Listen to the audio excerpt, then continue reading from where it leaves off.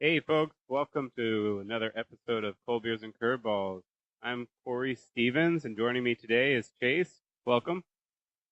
Hey, Corey, and it's not just another episode, it's postseason episodes. Corey, get that right. It is. Set me straight, Chase. What episode are we on? We are postseason baseball in the middle of the divisional series round. Yes, exactly in the middle. Game threes are coming up, and it's a best of five. So uh, we could know who's going to the NLCS, and today, actually, at the end of the day, if the Brewers can sweep and the Dodgers can sweep.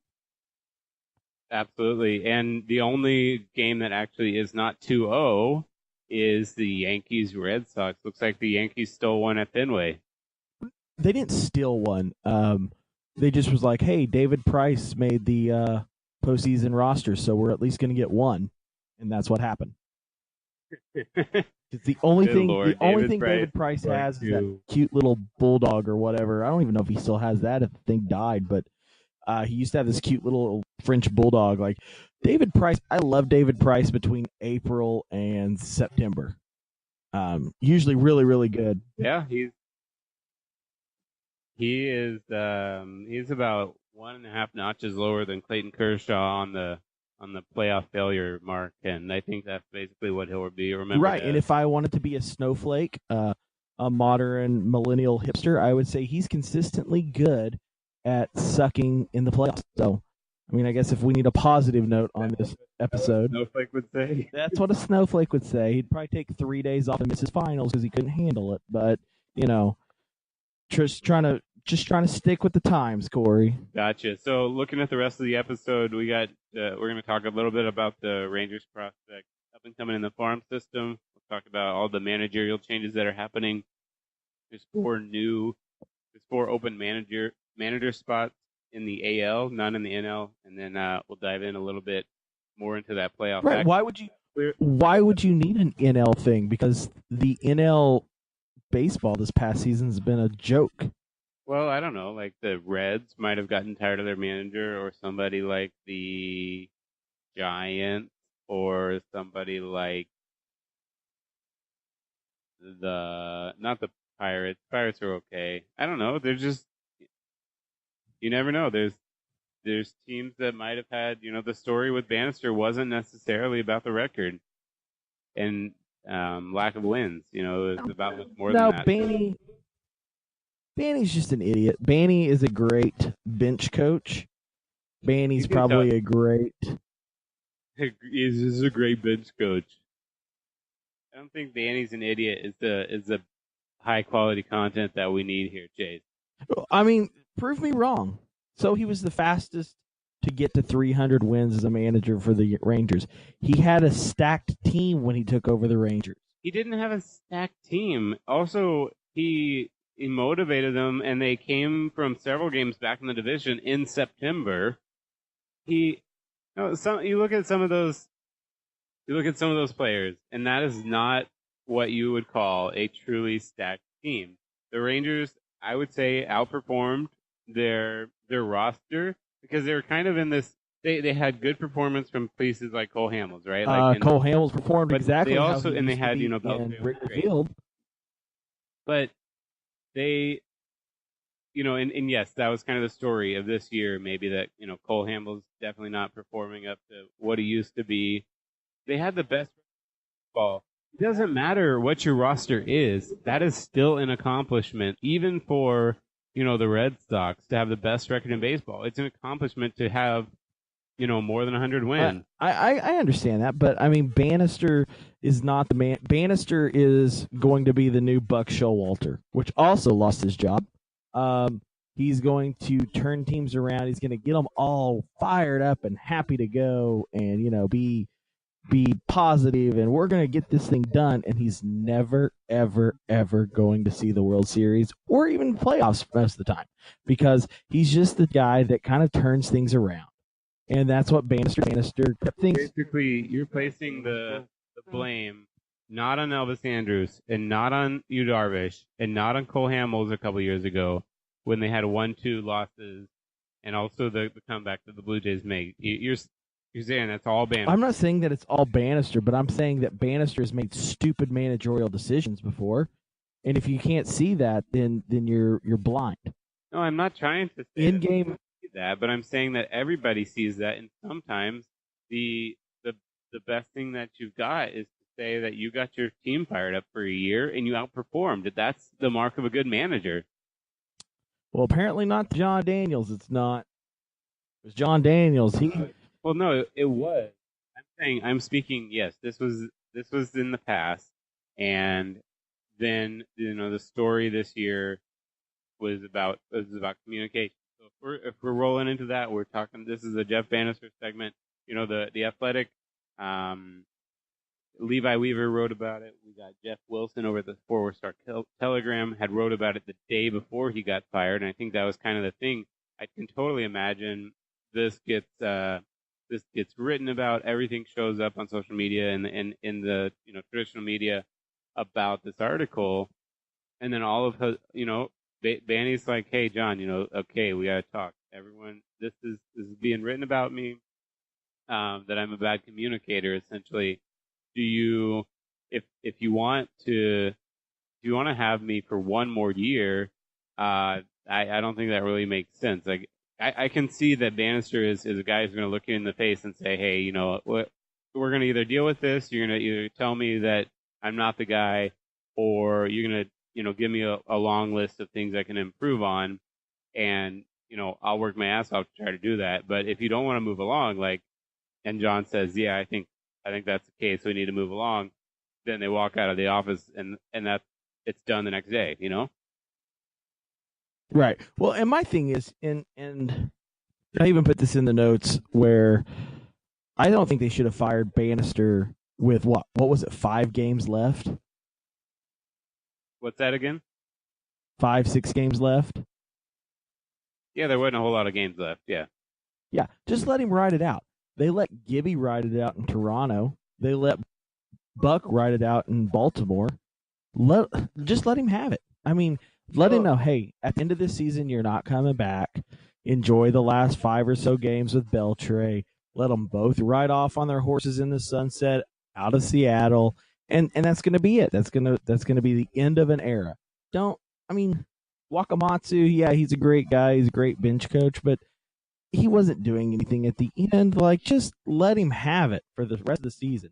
And I think that's one of the things that people will talk about later on, moving forward. Is that was kind of a dick move. I don't really think it's ridiculous. What I'm saying is that I feel like, um, sorry, got distracted. There's a rainbow in Dallas right now. Little rain on Greenville Avenue. Oh, I because if don't you I were don't think on Oaklawn Avenue, just there's a wants lot of them.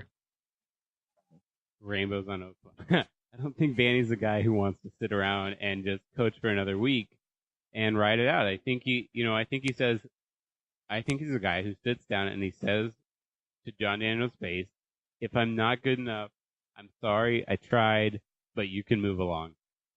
And he doesn't want to stick around for a week. There's nothing to be gained for that. That's an awkward long week. Right. No. Well, I will tell you one thing that Bannister did do, and that is make a very, very, very hot daughter. Have you seen Bannister's daughter on Instagram or on Twitter? She tweets, but I haven't really investigated her look. Alexandra Bannister is definitely one that needs to have an investigation done on her looks.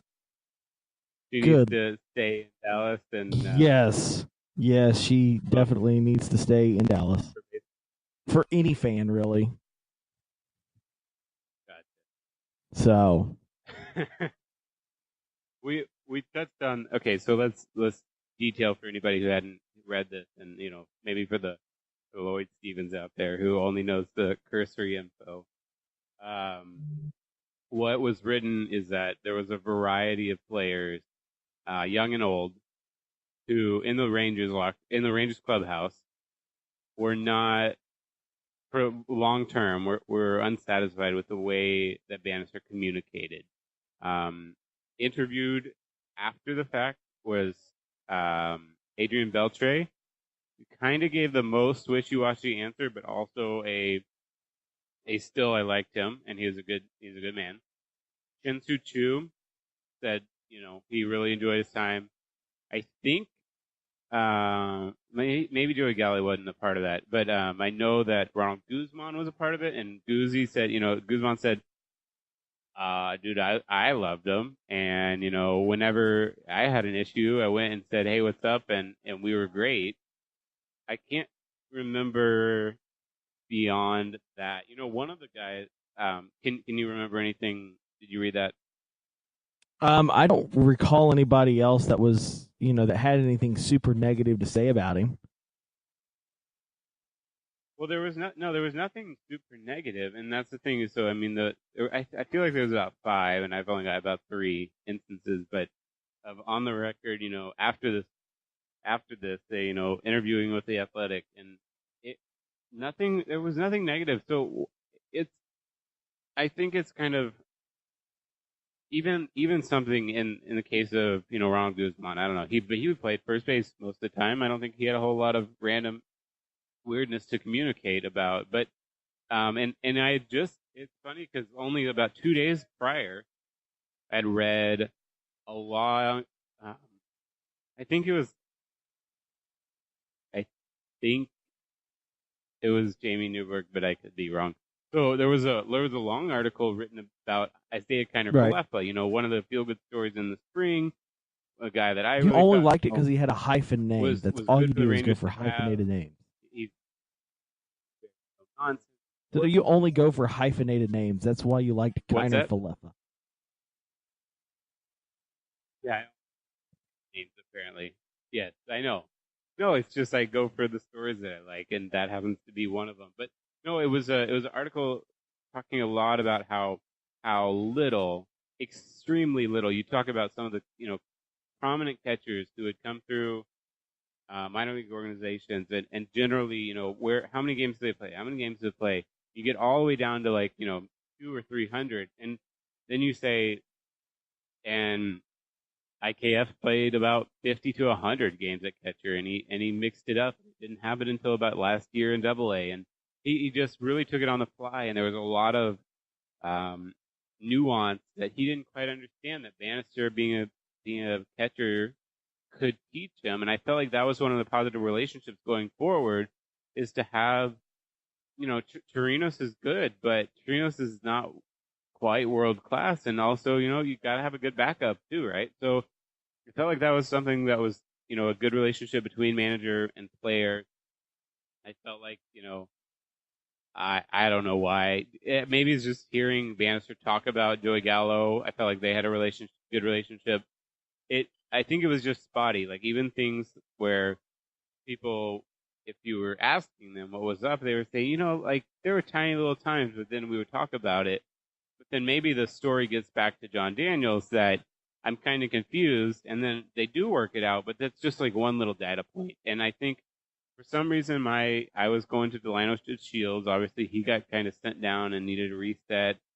Joey Gallo got pushed, to every position. Martin Perez was a weird one this year.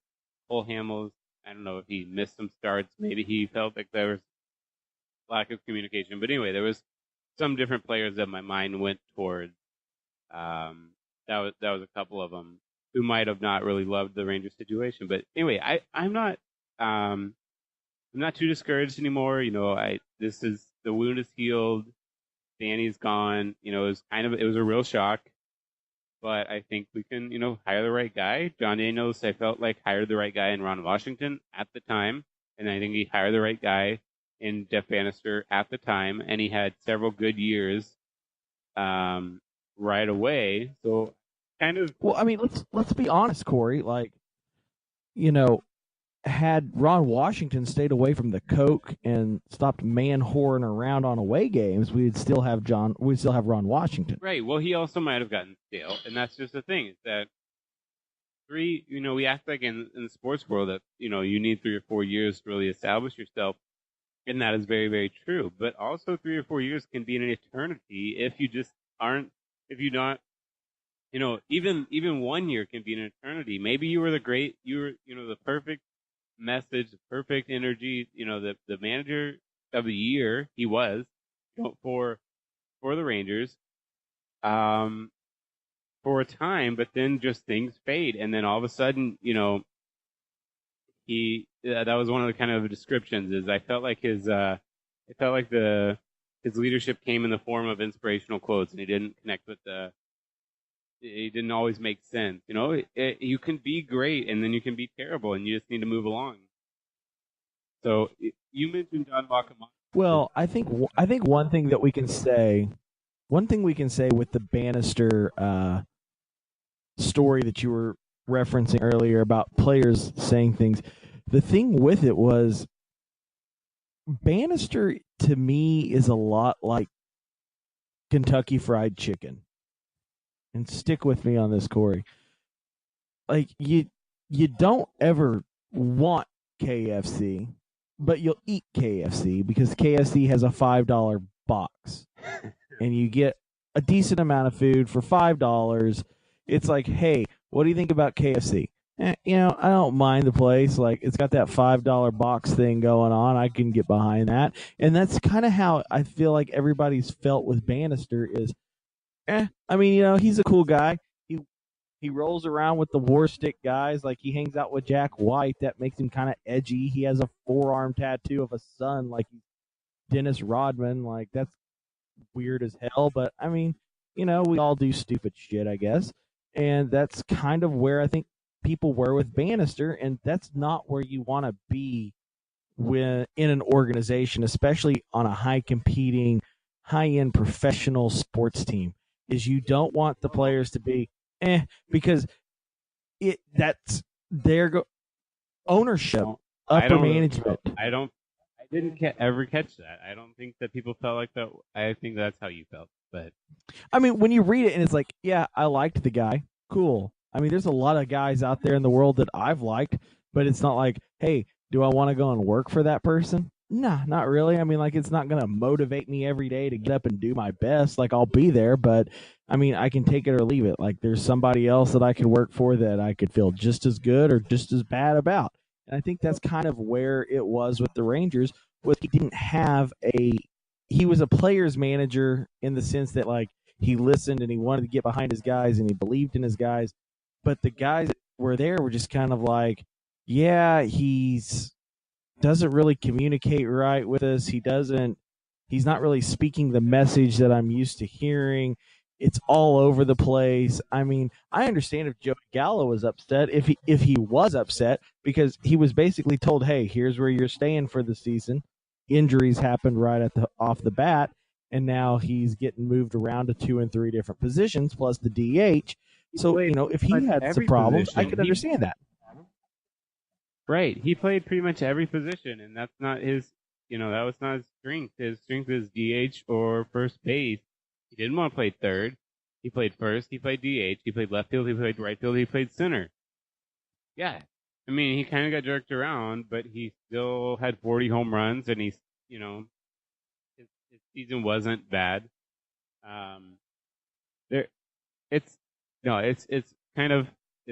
It's over and done with.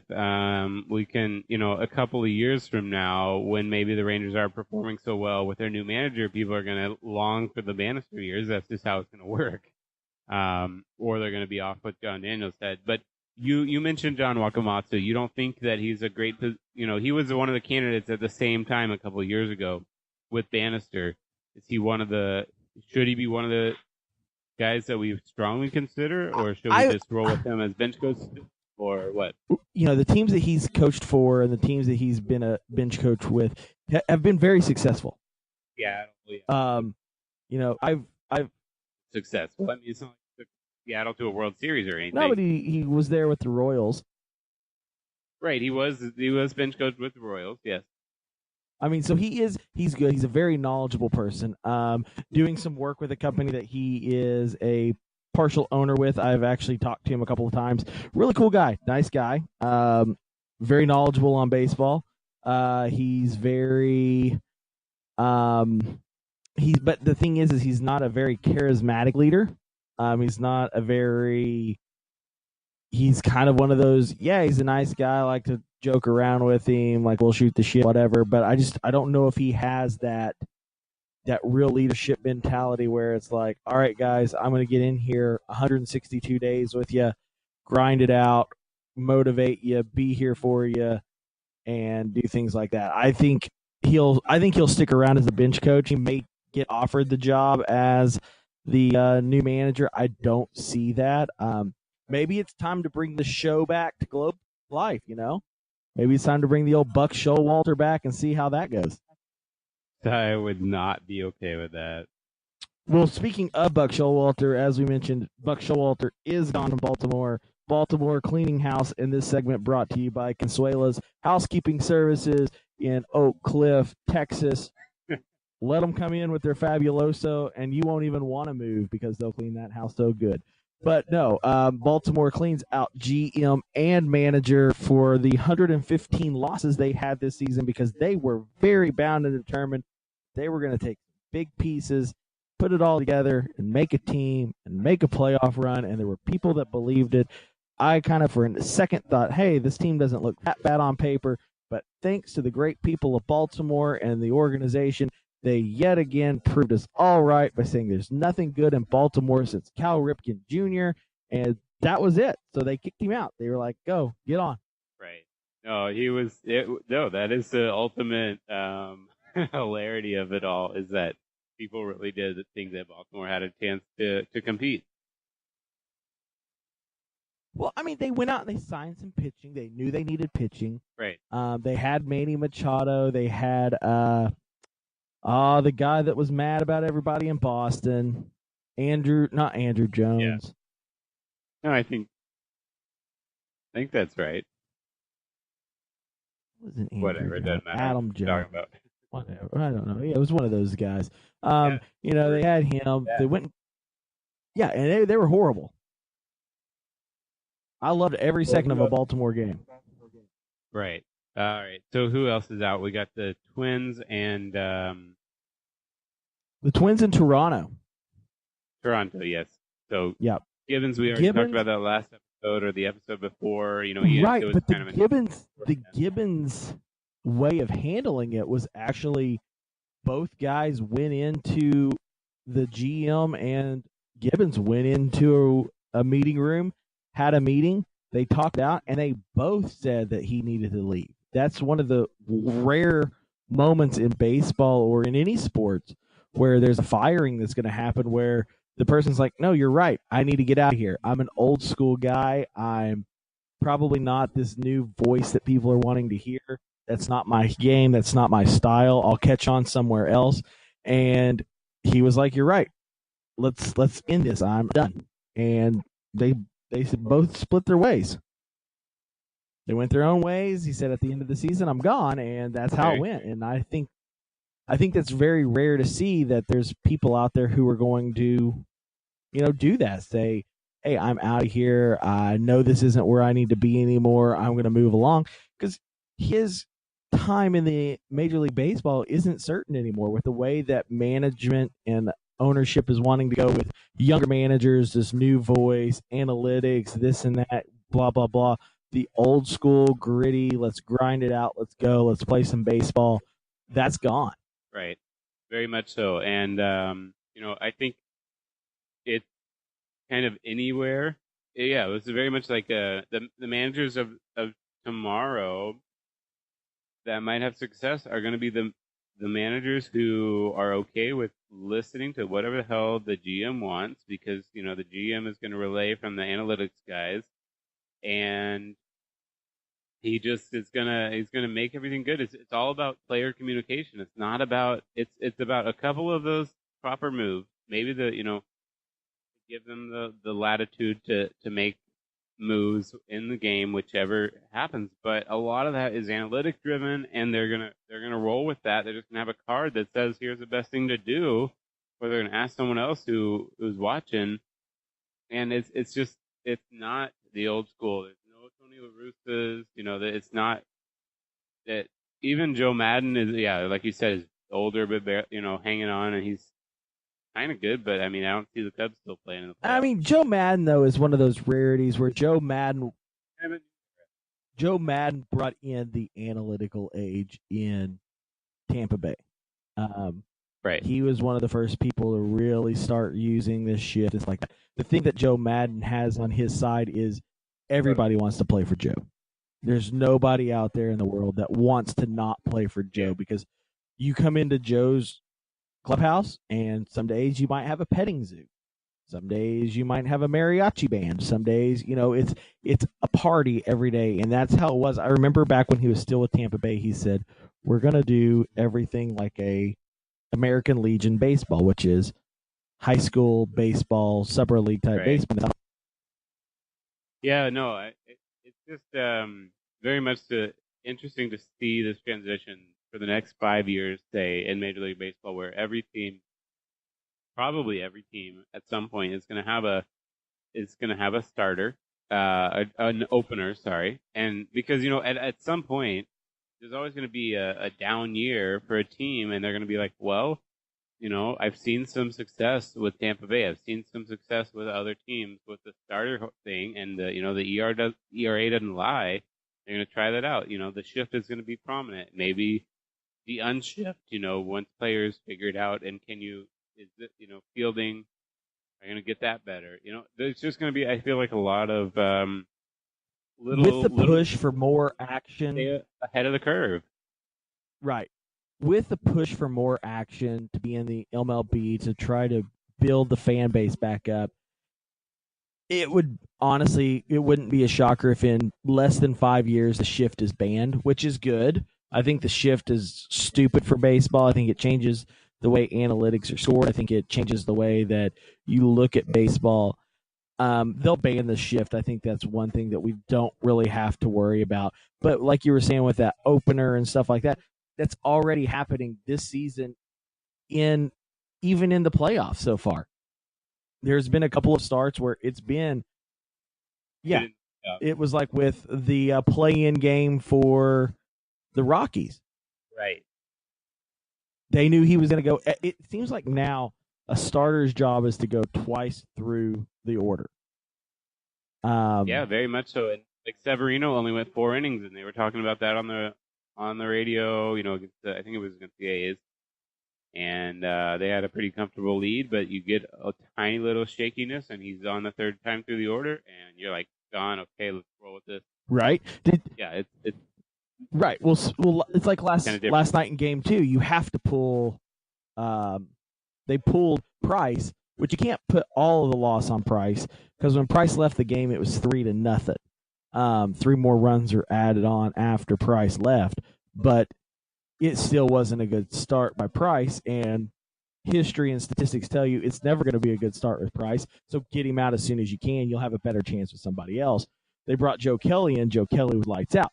The best thing that happened, though, in the Game 2 for the Yankees-Red Sox wasn't even on the field. It was in the booth, and that was with the announcer for TBS talking about Masahiro Tanaka having a chink in his armor, and that made everything better. That's because he's Japanese, and he said chink in his armor. I think we get it, Chase.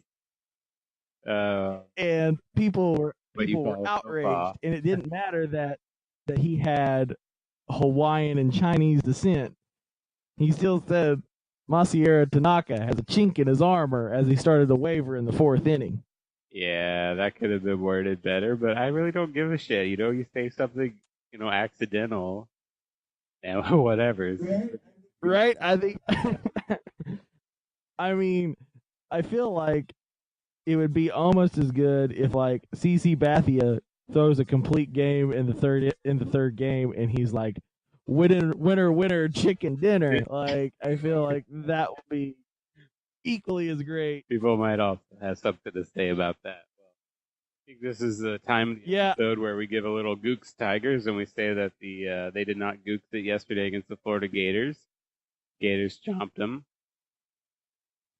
That coach they have is what is he? Like, does he paddle in on his fan boat like Bobby Boucher? If they're Ed Orgeron, you talking about? Yeah. He's the most coot ass backwoods crazy ass. Like, I don't know. He's just a piece of work. I'm not figuring him out. No, yeah. I'm staying. Okay. Let's get back to you were mentioning the Red Sox going to the bullpen when they went. they shut down the Yankees, I think, with bases loaded in Game 1. Craig Kimbrell came in. He struck out Giancarlo Stanton. Man, that guy was spitting fire. No, the home runs came out last night for the Yankees. Sanchez cranked one out into left center that left Fenway Park. Right. Yeah, it was home run city. Stanton hit one into a part of the park where you don't sit and think you're going to catch anything. Section 10 is where it was at. You're not going to see that. And he cranked one right out there into the top row of that section. It was not a good game. Or is that in the weird corner, or where is that? It's in that weird corner. It's still on the Green Monster. It's where the yellow line is going up and down on the Green Monster, where it separates out into center field. So some center field stands, not up like on the Green Monster. It is on the Green Monster. It's where the Green Monster is ending out into center field. It's just really, really deep. And but no, the game 2 last night was a big. I think it's a wake up call. They do have the Game 3, which they were going to pitch Rick Porcello. They've now decided to start Eovaldi because he's pitched 16 scoreless innings against the Yankees since being put with the Red Sox in July. So it makes sense.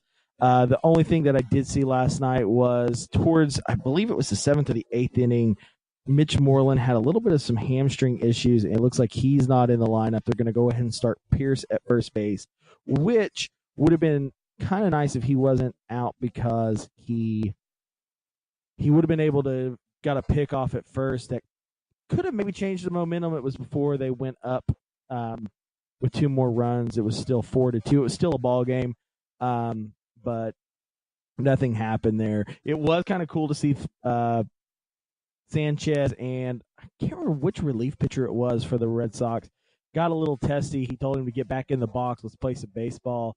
Kind of one of those things. People were chirping back and forth. It was no McGregor and Gahib fight, but it looked like things could get testy going into Game 3. Yeah, for sure. So Clayton Kershaw pitched well for the Dodgers, and the Milwaukee Brewers have managed to hold off of the really, really red-hot Rockies going into the playoffs.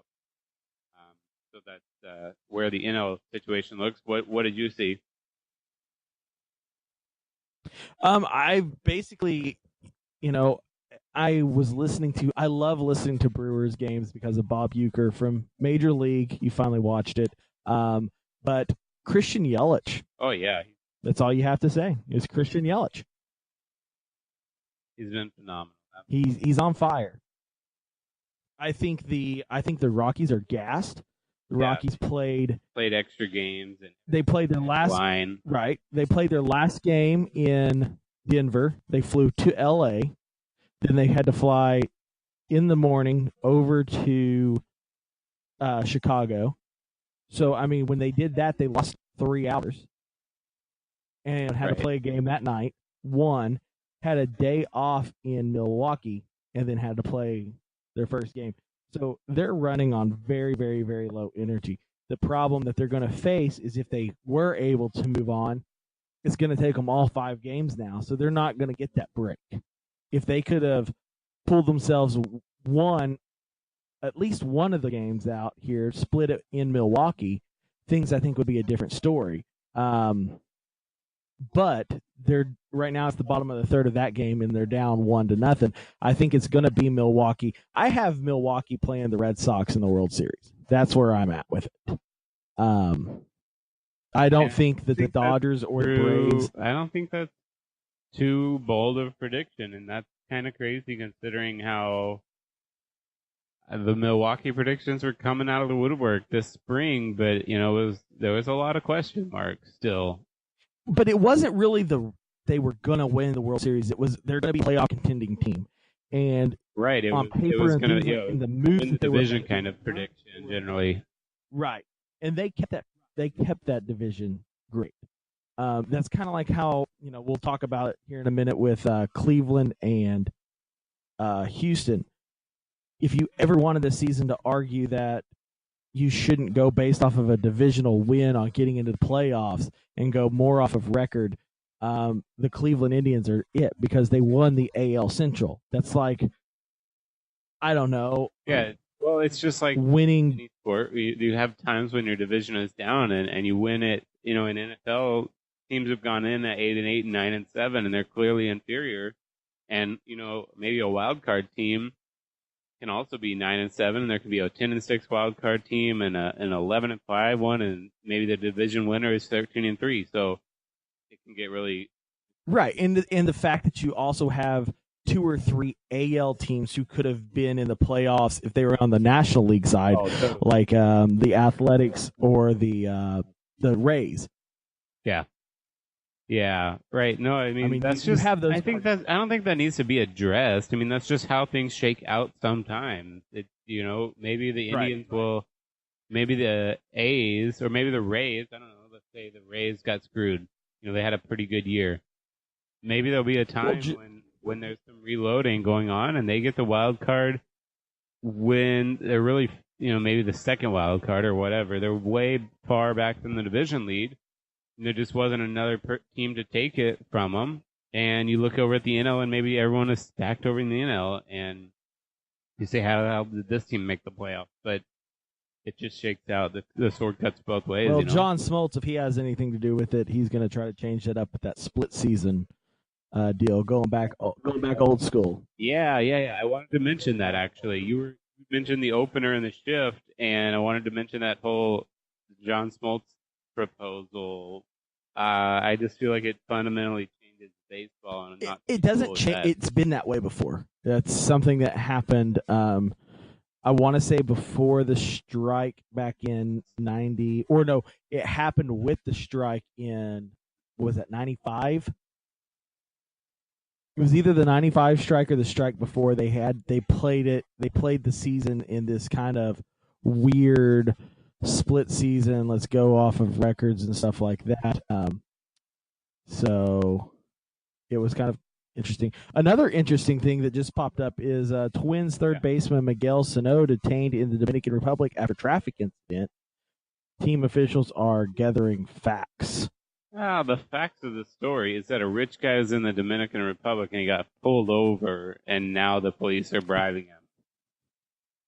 Yeah, that's pretty much probably what I was figuring. I mean, that's how things work in Latin America. You're gonna get maybe he's even at gunpoint, and that kind of sucks. But when you have rich people in America, people are gonna take your money. The end. Everything's fine with Miguel Sano.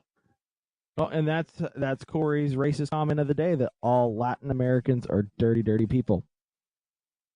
Sorry, I already got my racist comment out of the way with the Gooksteiger, so. You are right. Yeah, no, that's not racist. I don't think Louisiana is a race. Right. Now, do I think it's a cesspool of just dirty trash? Yes, I'm there. Some parts are, for sure. All right, so we talked about the manager. The playoffs. What else we got, Chase? Well, in non-MLB news, the Browns able to put out another win today. Damn, Baker Mayfield. Yeah. Beat the Ravens 12-9. So something good. 12-9. What a spectacular NFL game, right? Something good's happening in Cleveland, because it's sure not the ALDS, as they are down 2-0 as they go up to Cleveland. Sorry. Say that again? At least something good is happening in Cleveland, because it's not the ALDS, because Cleveland is down 2-0 as they go back to Cleveland to play that game 3. Gotcha. Yeah, that could be all over in just a couple of hours. So you were talking about managers like Gibbons, who were just saying, "Hey, I'm old school and I need to go." Wouldn't that be amazing if 3 years down the road, Jason Garrett finally has a revelation to say, "You know what? This is not going to work. I need to get out of here." Yeah, that would. I think there's a lot of coaches. And I think one that'll be on the fence. NFL coaching is so conservative. Except for, that's how Jeff Fisher made it so long. He can be absolutely garbage, but then he keeps randomly he gets a 7-9. He was 8-8 a lot, and they keep him around for a little bit. It's just, the true innovation is I look at Andy Reid and Sean McVay, and that's all I'm seeing hardly. It's just so many garbage coaches in the NFL. Right. Well, but the thing with baseball, I think, is you have the innovation, you have the teams coming up, and when you're not running, I guess the shift is the closest that you have to a play in baseball. Like, yeah, your middle infielders need to be in sync with each other to turn double plays, and you'll see that with guys like Correa and Altuve uh, for the Astros. Elvis and Kinsler early on in the Rangers days. You saw things like that, but you don't have. Basically, what you have to have is dynamic pitching and offense to help that pitching, and players behind them that are individually skilled. And I think that's one thing that's different about baseball. But with baseball, you also have it where you look at it and you say, hey, you can argue, you guys just didn't give me good players to go about and do what my job. Whereas in the NFL and NBA, you have more equal talent spread throughout the teams. Yeah, you have teams like the Golden State Warriors, or you have teams that are heavily stacked, like the Pittsburgh Steelers, if all of their players would show up at the right time, or the New England Patriots. Yeah, but they're not performing, Right. Right. And that's where you get that argument in those sports. I think this season coming up, after the 2019 season in baseball, I think the Giants are about to turn over a new leaf on things, because they did get rid of their GM over the week, and I think that's kind of them heading into it. The Giants got rid of their GM, you're saying? Yes, and I think that's going to be something that they're going to start working towards something new. And I think the Phillies got lucky with their manager, because Phillies fans are ready to crucify the manager. They're rolling with him, which could kind of hurt them, because there's been a couple of articles published that they could be the two people to pick up Machado and Bryce Harper and make a run for things, because they did have a really good season. Started out shaky, had a great middle of the season, and then toward the end they fell off with like a 9-game losing streak, and it went to shit. Aaron Nola was one of the best pitchers in the league. Right. And, it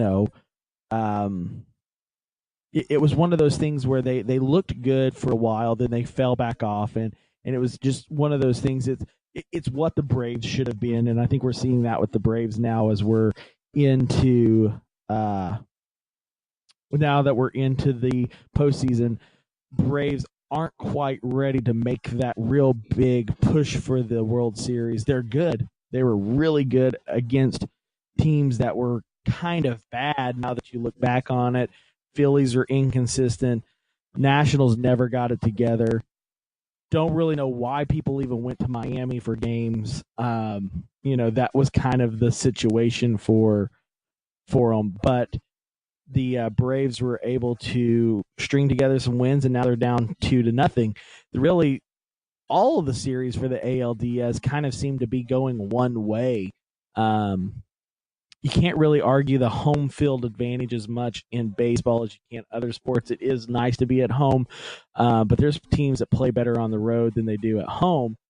But they, this seems to be one lopsided. There's only one series so far that's split, and that's the Yankees and Red Sox. It's going to be good to see how it wraps up. If any of these teams that are down can make it a series, and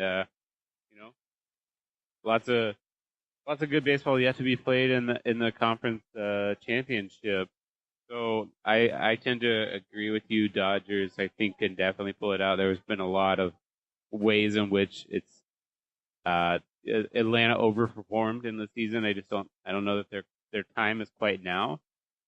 I also don't know that either of those teams has shown enough to get past the Brewers. And Astros, Red Sox, I think it's pretty clear. And the Red Sox have been a real juggernaut in the entire season. Maybe the Yankees can make it a complicated series for them, but I think I'm going to roll with the favorite on that one, with the Red Sox getting to the World Series. So we'll have to see next week. I'm sure we'll get back together, and there'll be news stories to talk about. We talked for 45 minutes, so it's been good. and I think we're gonna Right. roll out with a little bit of a little tease, just to let our listeners know what we're working on. Chase, talk to me about your short little moment you had with Chuck Morgan. I ran into the old Chucky at Texas Live this past week. And we got. And he had listened to our stuff. And he hit me up. He hit me up on Facebook afterwards. But he had listened to our stuff and really enjoyed the Eric Nadel interview, because people who don't know who Chuck Morgan is, Chuck Morgan is the voice of the Rangers if you're not listening to the radio. So if you're in the stands and you hear, now batting, Adrian Beltre, and then you hear that music, he's the guy that's making the music and saying the name. But he is a legend in Globe Life and all over Texas. He was actually the announcer for the Grand Ole Opry, but he loves our shit. And so we're going to be talking with old Chuck here pretty soon, hopefully, about hopping on here during the off season, do a nice little show with him, and get things rolling that way. And it was really nice to have somebody come up to me and be like, hey, I listened to you. I like your stuff. Hey, that really might, one more step towards, hey, we might have made it. It's baby steps, and we're just keep on keeping on, because we know people appreciate what we're doing. We interview Nolan Ryan, we've made it. If we interview, well, for a moment I was feeling like if we'd interviewed Eric Nadel, we'd made it. But hey, let's roll with the Nolan Ryan and Beltre are the new goals. Right. Not even Beltre. Nolan Ryan. Nolan Ryan. I don't care how he pitched. He carried on Randy Galloway's show about a 2-foot wiener for 15 minutes, and that's gold in my book. Actually, if we could get Randy Galloway on, I might call it quits and just say that, hey, we did good. Randy Galloway would be a great. If we could get Randy Galloway to do our intro, that would be great. We need to pull up that old Sandlot music, right, and roll with the Randy Galloway segment, and that would be fantastic. Too bad he's just enjoying his retirement life, right? What was that? But no. So if he would, in honor of him, we could roll out some fried onions or whatever, or green onions. The song is his theme song. But called. No, all right. So when we talk to you guys next, it should be the Red Sox, and will be playing the Astros, and it should be the Brewers playing the Dodgers. That's where I've got it for the next week that we come in. If not, you guys can razz me, talk crap, whatever. I don't care. But yes, we are going to be doing one here when the ALDS wraps up. We'll cover everything on the ALCS, NLCS. That should be on Facebook Live. We've been working out some kinks. We had a little bit of chink in our armor today, and we couldn't get that show on Facebook Live, but we're going to do our best. Anything else, Corey, before we shoot off here? I think that's everything. Everyone knows where to find us. Cold Beers and Curveballs, if you search for it on Facebook and Instagram, and then CB and CB Podcast on Twitter, and everywhere podcasts are found is where to listen to us. And if you guys are in the Tulsa area on Thursday nights, come find me. I'll be hanging out at Elgin Park Brewery. They got $2 pints. They've got a Willie Mays Hayes double IPA. I'm not even an IPA fan, and I like it. There you go. Cool. Sounds like a wrap. So until then, guys. Yeah, have a good rest of your weekend, and keep drinking a cold one. Yeah, keep watching that baseball and keep drinking those cold beers irresponsibly, as I always say. But until next time, see ya. Bye.